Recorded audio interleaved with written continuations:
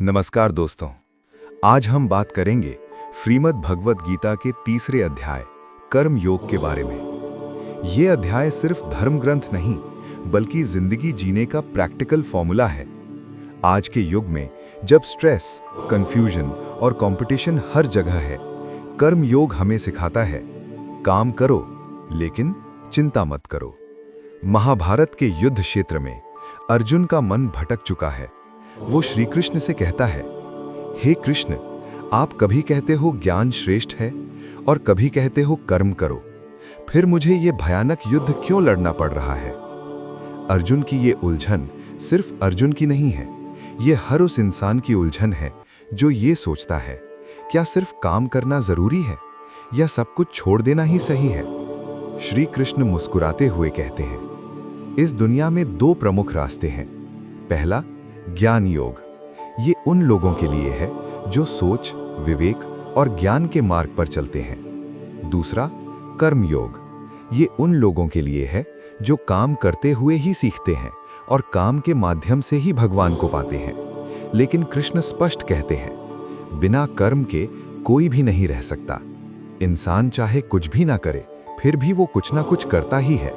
सांस लेना कर्म, सोचना कर्म, चलना कर्म।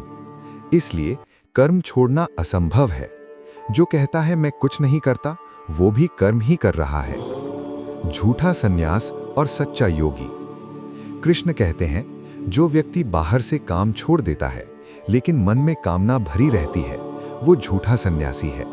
पर जो व्यक्ति काम करता है, कर्तव्य निभाता है, पर फल की लालच नहीं रखता, वही सच्चा योगी है।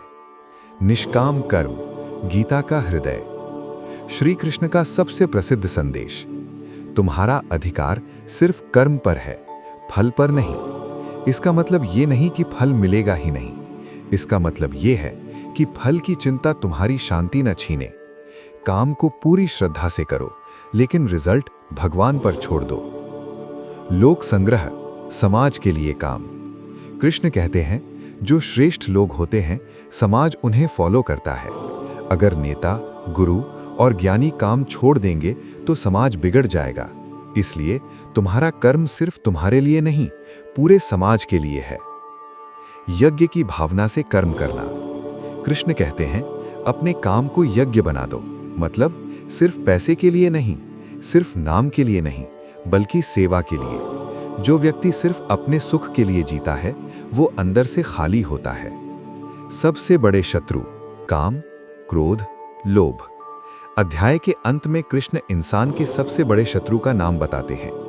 काम, अति इच्छा, क्रोध, गुस्सा, लोभ, लालच। यही तीन चीजें इंसान को अंधा कर देती हैं। इन पर विजय पाना ही असली आत्मविजय है। अध्याय 3 का सार।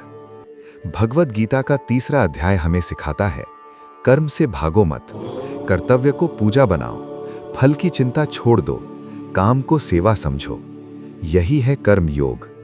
अगर आपको ये गीता का ज्ञान पसंद आया हो तो वीडियो को लाइक करें, चैनल को सब्सक्राइब करें और कमेंट में लिखें, जय श्री कृष्ण।